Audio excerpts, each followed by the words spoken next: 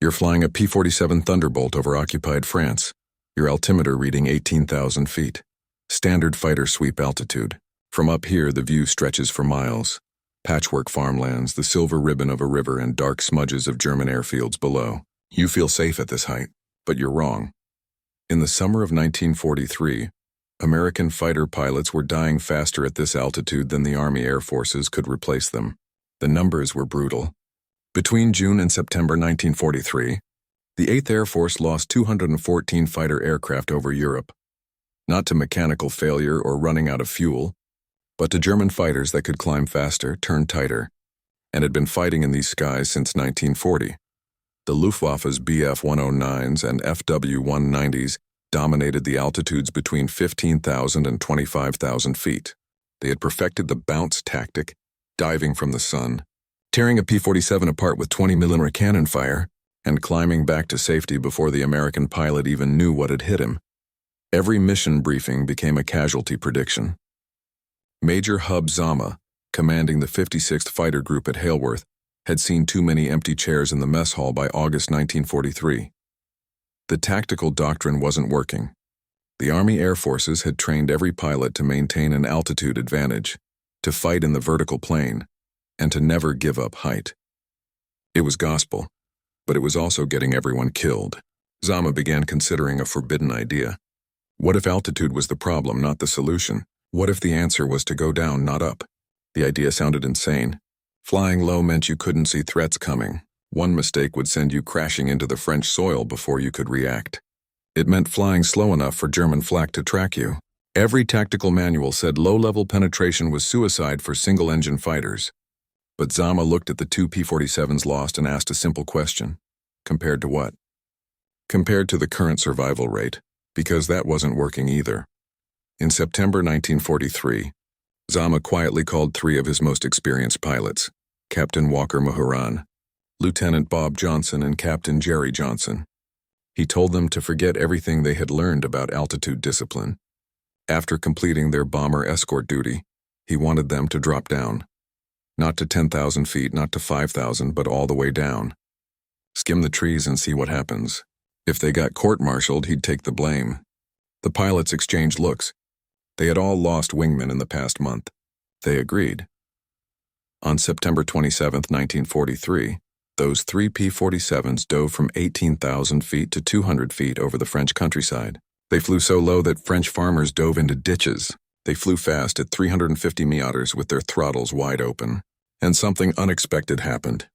They spotted a German airfield near Bove with FW-190s lined up like toys.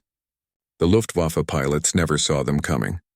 The P-47s screamed across the field at propeller height, guns hammering. 4 FW-190s exploded before the German gunners even had time to man their flak positions. The 3 Americans pulled up, stayed low, and made it home. 0 losses, 4 kills, and a revolution had just begun. Flying at Treetop level wasn't just flying low. It was weaponizing physics in ways that turned every German advantage upside down.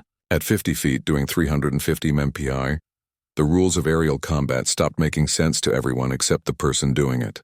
The Luftwaffe had radar stations scattered across France, sophisticated Freya and Verdberg systems that could detect Allied formations 80 miles out at altitude.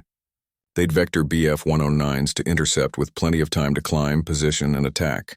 But radar waves travel in straight lines and the Earth is curved. Below 500 feet, you disappeared into what radar operators called ground clutter. The messy radar returns bounced off hills, buildings, and trees. At 50 feet, you became invisible, a ghost screaming across France at 6 meters per second. The reaction time advantage was even more devastating. Picture a German pilot at a forward airfield, warming up his FW-190 engine for a morning patrol. At 18,000 feet, he'd get a 3-minute warning from radar. Plenty of time to take off, gain altitude, and prepare. But at 50 feet, the first warning he got was the sound of the Pratt & Whitney R2800 engines howling over the treetops. From sound to impact, 11 seconds. Not enough time to sprint to your aircraft. Not enough time to man the flak guns. Barely enough time to understand that you were about to die. American pilots started catching German fighters on the ground with their wheels chocked. Pilots still climbing into cockpits.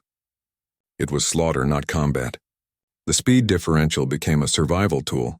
A P-47 at full throttle, doing 350 mph at ground level, was moving too fast for German gunners trained for high-altitude tracking. Flak crews calculated lead time based on altitude and speed. Fire where the target will be, not where it is. But at hedge-hopping altitude, those calculations fell apart. By the time an 80mm shell reached where you were supposed to be, you had already traveled a quarter of a mile past it. Light flak, like the 20mm and 37mm guns, required visual tracking and smooth motion. You gave them neither. You were a blur that appeared and vanished before they could process what they'd seen. The gunner's brain couldn't process what his eyes had seen. Then there was the pursuit problem. Imagine a Bf-109 spots you and dives to engage. He has speed, position, and you're in his sights. But he doesn't have you, because at 50 feet there's no room for error. Every maneuver he makes risks crashing into a hillside or a tree. You're not just evading his guns. You're forcing him to choose between killing you or killing himself. Most German pilots pulled up. They'd been trained for high-altitude combat, where there was 10,000 feet of forgiveness below them. Nobody had trained them to dogfight at the altitude where birds live. The psychological pressure reversed. Suddenly the hunter was terrified and the prey was comfortable. American pilots discovered they could use terrain like submarines use depth. Spot a German fighter, drop into a river valley and follow the curves. The Bf-109 either loses visual contact or follows you into a maze of hills, where his speed advantage becomes a liability. Spot a village, fly straight through it using buildings as shields, church steeples, water towers, tree lines. Everything became tactical cover.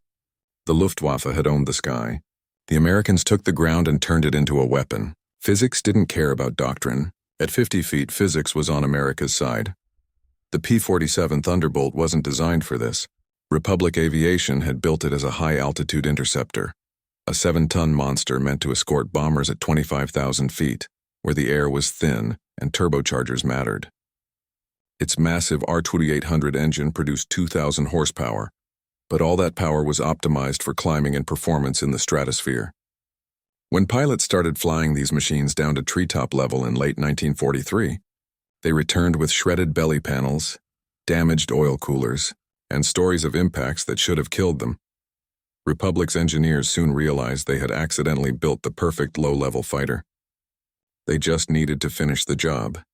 The first modification was pure survival engineering. In December 1943, Republic began adding quarter-inch armor plating to the P-47's belly and lower engine cowling. This wasn't protection against bullets. It was protection against France. At 50 feet, you weren't just dodging enemy fire. You were dodging trees, power lines, and your own mistakes. Pilots were clipping branches, smashing through telephone wires, and somehow staying airborne.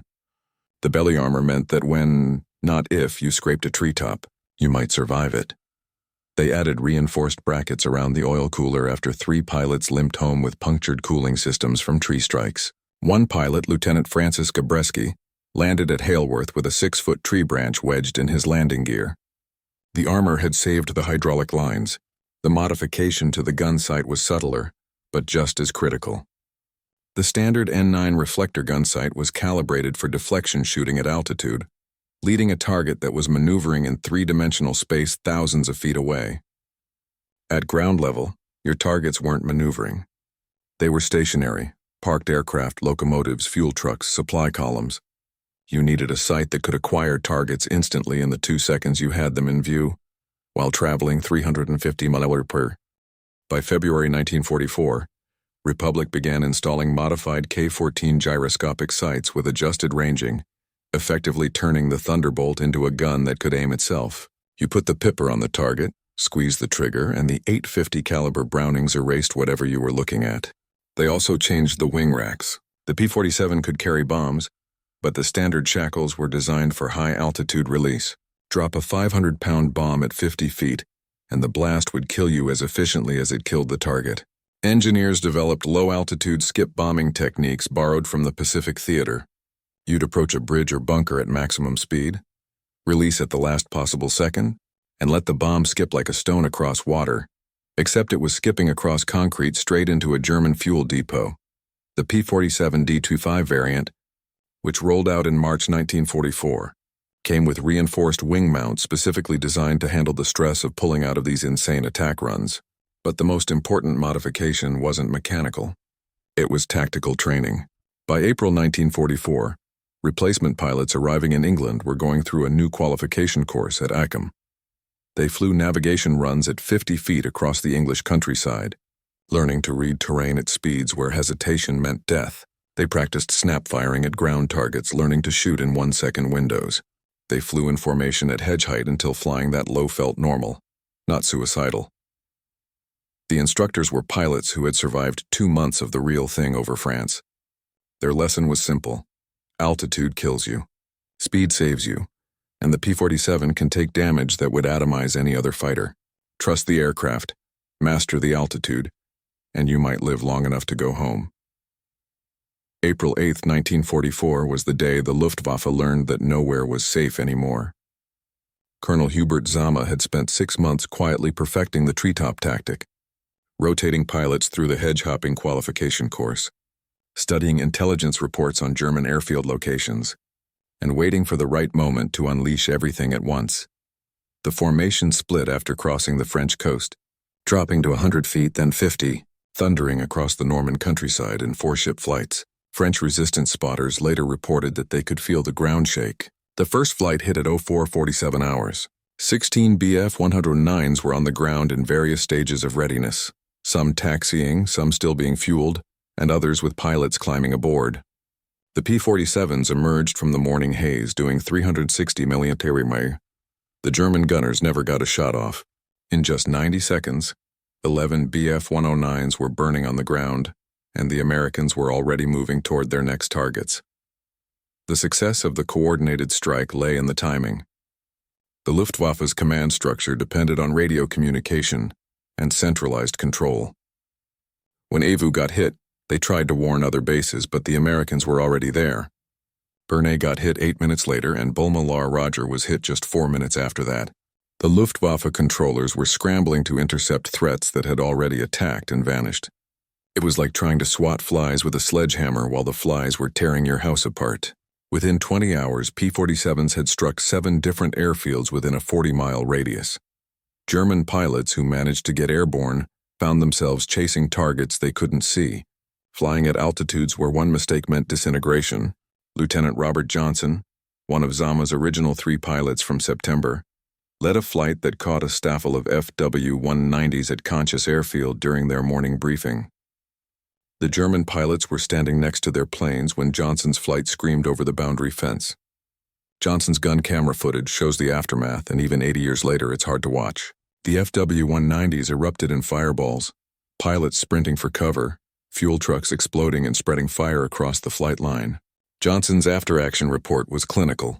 4 aircraft destroyed on the ground, probably 2 more destroyed, heavy damage to fuel storage, no enemy fire encountered, and a total time over target of 11 seconds. 11 seconds that wiped out 2 years of Luftwaffe training and maintenance work. The week-long April offensive, which American pilots started calling the Chattanooga Choo-Choo runs after they expanded to hitting trains, resulted in 47 confirmed German aircraft destroyed on the ground, 23 locomotives destroyed, and countless trucks, fuel depots, and ammunition dumps turned into craters. The cost? 3 P-47s, 1 to flak, 1 to a power line the pilot never saw, and 1 to engine failure on the way home. The loss ratio was 15-1 in favor of the Americans. And suddenly, every Luftwaffe base commander in France was screaming for more flak guns, more camouflage, anything that might stop the Hedge-Hopping Thunderbolts. The desperation in German radio intercepts was obvious. The hunters had become the hunted, and they had no idea how to fight back. General Lieutenant Adolf Galland, commander of the Luftwaffe's fighter forces, read the April loss reports and immediately understood that his air force was facing an existential threat. Losing aircraft in combat was one thing. You could replace planes and you could train new pilots. But losing them on the ground, along with the fuel trucks, ammunition, and ground crews, was hemorrhaging capability faster than Germany's collapsing logistics could replace. On April 19, 1944, Galland issued Directive 487 to all Luftwaffe commanders in France. Relocate aircraft dispersal areas at least 800 meters from runways, increase flak coverage on approach paths, and establish visual observer networks in villages surrounding every airfield. It was a tactical band-aid on an arterial bleed, and Galland knew it. The repositioning of flak batteries began first because it was the easiest solution. Luftwaffe ground forces dragged 37mm and 20mm automatic cannons away from airfield perimeters and placed them a kilometer out, hoping to catch the P-47s before they reached attack range. It didn't work. The Americans simply flew lower, using terrain folds and tree lines to mask their approach until they were inside the flak envelope. By the time the gunners started tracking, the Thunderbolts had already fired and were speeding past at speeds the gunners couldn't match. Worse still, placing flak batteries in open fields made them easy targets.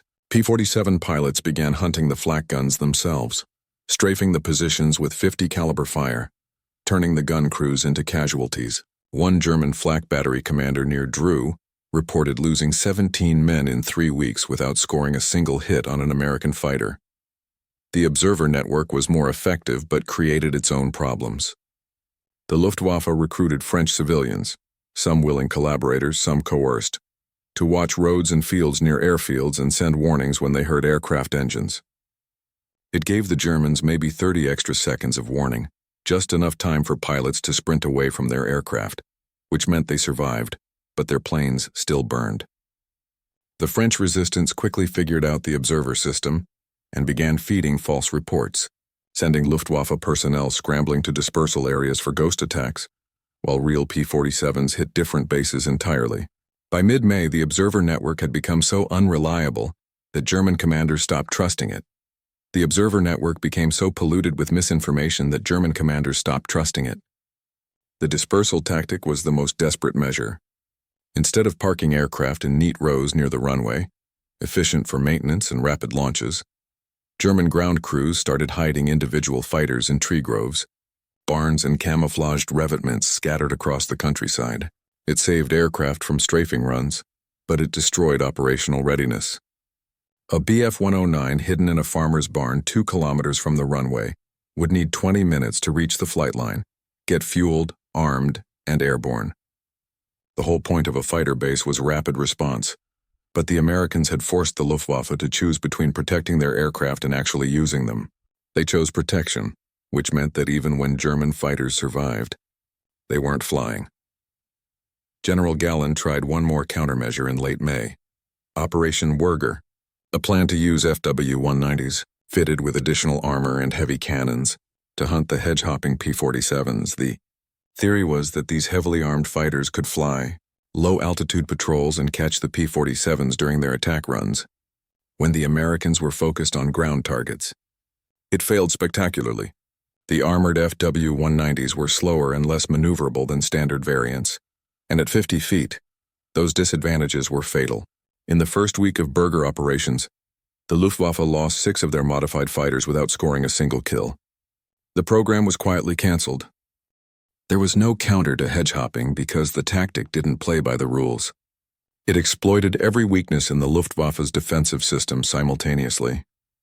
The Germans could adapt to one element, maybe 2, but not all of them at once. By June 1944, Luftwaffe commanders in France had accepted a grim reality. Their aircraft weren't safe on the ground, weren't safe taking off, and the Americans could strike anywhere at any time. Air superiority had become air terror. Living at 50 feet meant learning an entirely new language of survival, one that had nothing to do with the Luftwaffe. You could master every tactical principle, execute perfect guns, and still die because a flock of starlings exploded through your canopy at 350 mph. Lieutenant James Goodson of the 4th Fighter Group learned this on May 3, 1944, when a bird strike shattered his windscreen over the Lear Valley. Blood, feathers, and broken plexiglass filled his face, half blinding him, wind tearing at his eyes as he flew at 300 mph. Somehow he kept the stick steady and climbed out of the death zone. He landed at an emergency strip with glass shards embedded in his cheeks. The bird had been a crow. After that, pilots began calling them flying flak and developed an instinct for spotting bird behavior. If they saw birds scatter, something was there, trees, wires, or other aircraft. The birds knew the terrain better than they did. Power lines were worse because you couldn't see them until you hit them. France's rural electrical grid was a web of death, strung between wooden poles at exactly the altitude American pilots were flying. The wires were thin, nearly invisible against the landscape, and tensioned strong enough to slice through aluminum like cheese wire. In April and May 1944, the 8th Air Force lost 9 P-47s to power line strikes. Not combat losses, not even counted as enemy action. Just administrative casualties that went into the statistics as struck. Obstacle during low-level flight. Lieutenant William O'Brien hit a line near Chartres that wrapped around his propeller and pulled down 3 telephone poles before snapping. The jolt nearly ripped the engine off the airframe. He managed to fly another 10 miles before the vibrations forced him to bail out. Rescue crews found the P-47 with 40 feet of copper wire still tangled in the prop blades. The psychological pressure of hedge-hopping wasn't the fear of dying. Every combat pilot lived with that. It was the fear of dying stupidly. At altitude, if you were killed, it was combat. It was honorable. Someone would write your mother a letter about your bravery at 50 feet. If you were killed, it was because you misjudged a hillside, didn't see a chimney, or got distracted for just half a second. Your wingman would report that you flew into the ground, and everyone would know you made a mistake. That knowledge created a mental burden that some pilots couldn't carry. By May 1944, 3 pilots from the 56th Fighter Group requested transfers to bomber escort duty because they couldn't handle the stress of low-level flying anymore. One of them, a captain with 14 kills, told the flight surgeon he'd rather face the entire Luftwaffe at 20,000 feet than fly another mission at tree level. The surgeon approved the transfer without judgment because everyone understood. The physical toll was just as brutal, flying at maximum speed for extended periods while constantly scanning the terrain, and threats created exhaustion that went beyond normal combat fatigue. Your body produced adrenaline continuously for 2 hours. Your eyes strained to track ground features rushing at you at 6 meters per second. Your hands and arms fought constant micro-corrections to keep the aircraft stable at an altitude where a 2-degree mistake meant death. Pilots would land after a hedge-hopping mission and find their flight suits soaked through with sweat, despite flying in 50-degree weather. Some couldn't hold coffee cups steady for an hour after landing. Flight surgeons documented cases of pilots with hand tremors so severe they couldn't write their after-action reports and had to dictate them instead. Then there were the pilots who adapted too well, the ones who started taking unnecessary risks because they'd survived so many missions that they felt invincible. They'd fly at 30 feet instead of 50. They'd strafe targets in broad daylight that should have been bypassed. Squadron commanders kept a close eye on them, because overconfidence at that altitude had a 100% mortality rate. It was just a question of when. Overconfidence at that altitude had a 100% mortality rate. It was just a matter of when. Major Gerald Johnson grounded one of his best pilots for a week in May, after the pilot flew under a railway bridge instead of over it. Not because he violated regulations, but because he had stopped being afraid. At 50 feet, a healthy fear was the only thing keeping you alive. Lose that and you became a statistic. June 6, 1944, 5:30 hours, dawn was breaking over Normandy, and 156,000 Allied troops were landing on 5 invasion beaches in the largest amphibious assault in human history. The entire operation depended on one critical assumption, that the Luftwaffe wouldn't show up. Not that they couldn't, but that they wouldn't. American fighters would make any German attempt to reach the beaches a suicide mission. General Eisenhower had bet the invasion on air superiority, and the hedge-hopping P-47s were about to make good on that bet. Before the first landing craft touched the sand, 89 Thunderbolts were already screaming across northern France at Treetop level, hitting every Luftwaffe base within 150 miles of the coast. The strike started at 4:45 hours, 90 minutes before H hour. The timing was surgical. They caught the Germans during their most vulnerable moment, just as they were preparing their dawn patrols to investigate the invasion fleet that radar had been tracking all night. At Creel Airfield, 35 miles north of Paris, a group of Bf-109s was taxiing into position when 8 P-47s from the 78th Fighter Group materialized out of the pre-dawn gloom. The German pilots had their canopies open, checking instruments, completely focused on their pre-flight routine. They died without ever seeing what killed them. 18 Bf-109s were destroyed in the time it takes to read this paragraph. At Beauvais, Abbeville, and Amiens, the same scene repeated. German fighters burning before they could defend the beaches that were about to be lost. The hedge-hopping tactics evolved in real time that morning into something more sophisticated than simple strafing runs. Fighter groups coordinated continuous sweeps. As one flight finished its attack and pulled off target, another was already inbound from a different direction. The Germans never got a respite. Radio intercepts captured Luftwaffe controllers screaming contradictory orders. trying to vector fighters to intercept threats coming from everywhere at once. At 06:20 hours, Jagdgeschwader 26 attempted to launch a Staffel from Le Havre to attack the beaches. They got 4 aircraft airborne before P-47s hit the field. The 4 that launched were intercepted by high-altitude P-51s waiting above the cloud layer. None of them reached the coast. The systematic destruction wasn't just about killing aircraft. It was about breaking the Luftwaffe's will to even try.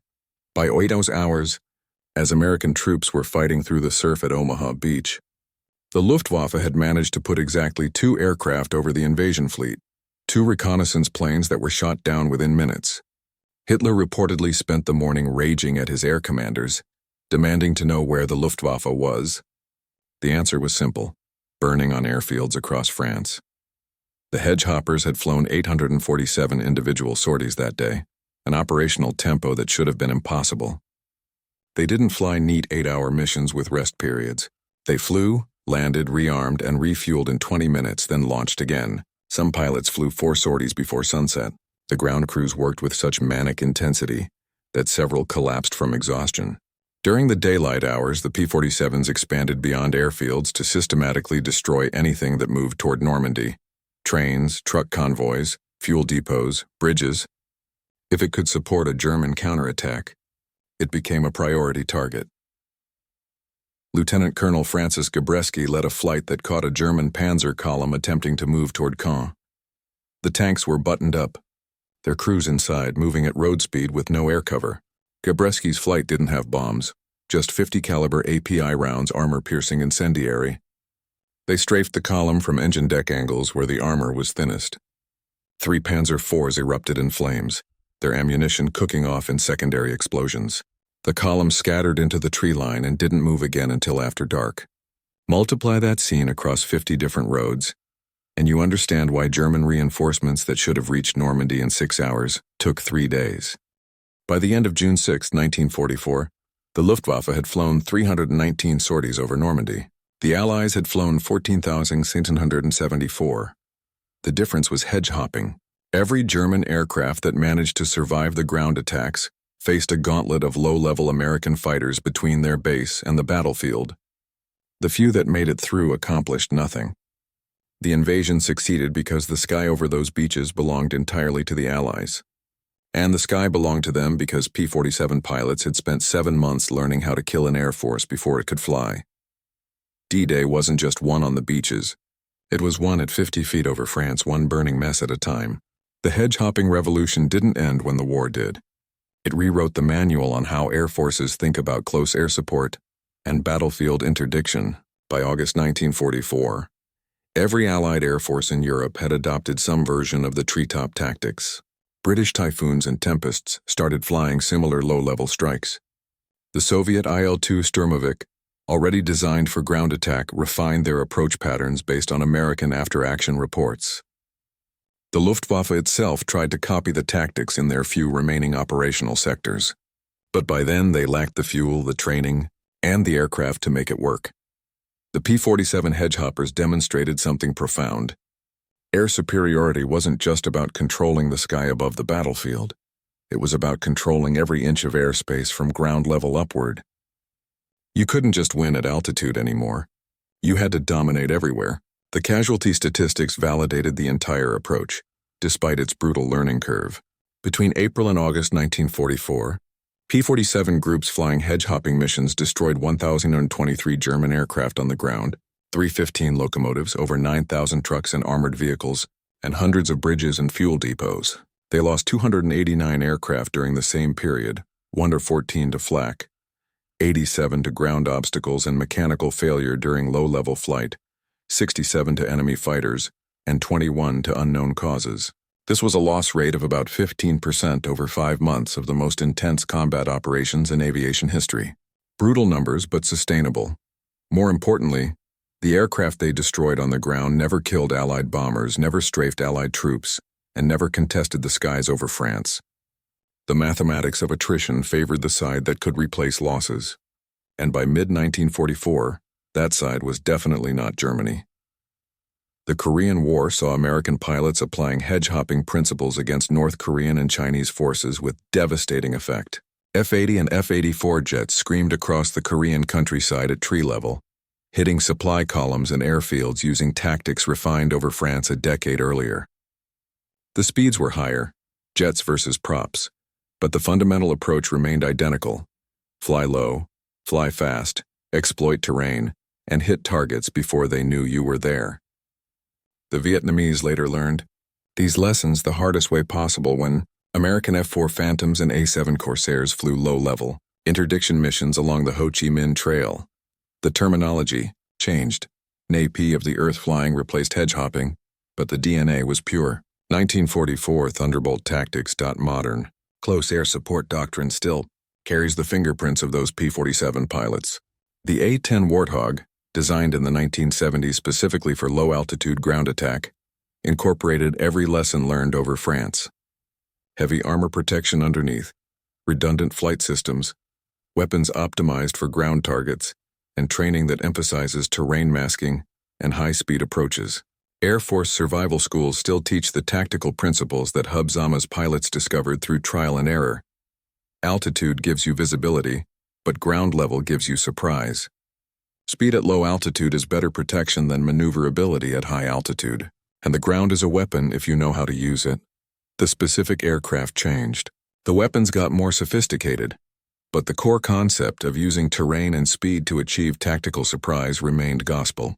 The psychological legacy might be even more important than the tactical one. The hedge-hopping campaign proved that conventional wisdom could be wrong.